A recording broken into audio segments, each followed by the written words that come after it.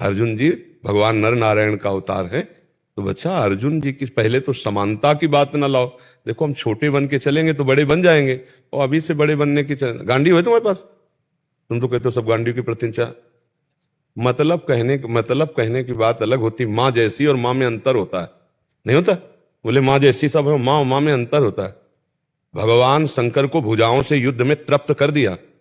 भगवान शंकर को भुजाओं से तृप्त कर लिया। पढ़ लेना महाभारत में कि रात वेश में जब भगवान शंकर आए तो गांडीव भी लील गए, तूणीर के सारे बाण समा गए भगवान की रात में।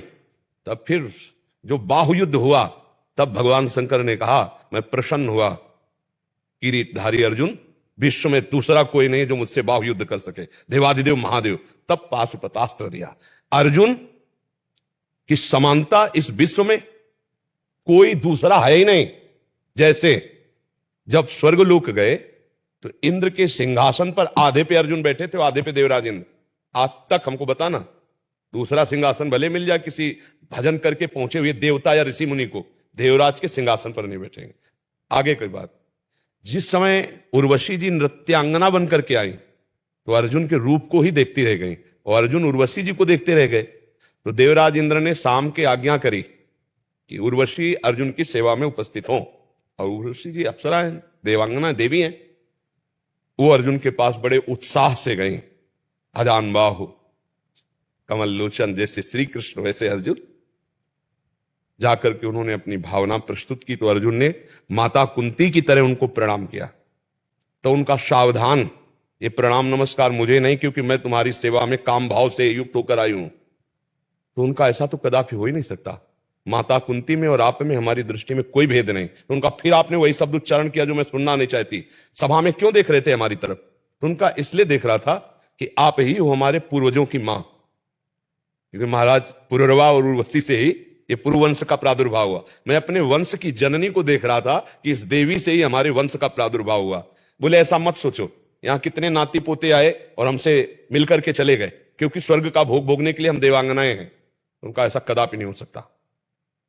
तो उन्होंने कहा आखिरी बार कहते मुझे स्वीकार करो, क्योंकि इस समय मैं तुम्हारे प्रति आकर्षित हूं, अगर नहीं स्वीकार करते तो मैं शाप दे दूंगी। तो उनका मैं आखिरी बात कहता हूं, माता कुंती से भी बढ़कर मैं आपको मानता हूं और आपके चरणों में प्रणाम करता हूं, इसके आगे मैं कोई बात सुनना नहीं चाहता। तो कहा जा नपुंसक हो जा।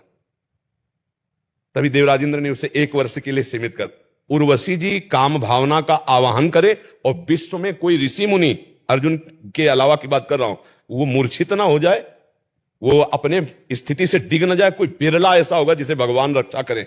नहीं, उर्वशी जी नारायण भगवान की जंघा से प्रकट हुई उर्वशी जी हैं और अर्जुन जी को मोहित करने में असमर्थ नहीं। साप दे दिया, लेकिन अर्जुन के समान यहां सच्चे ढंग से चल नहीं पा रहे। उर्वशी अर्जुन के समान, सब अर्जुन। ए भाई, हम इसलिए नहीं कह रहे कि आप अर्जुन जैसे नहीं हो सकते।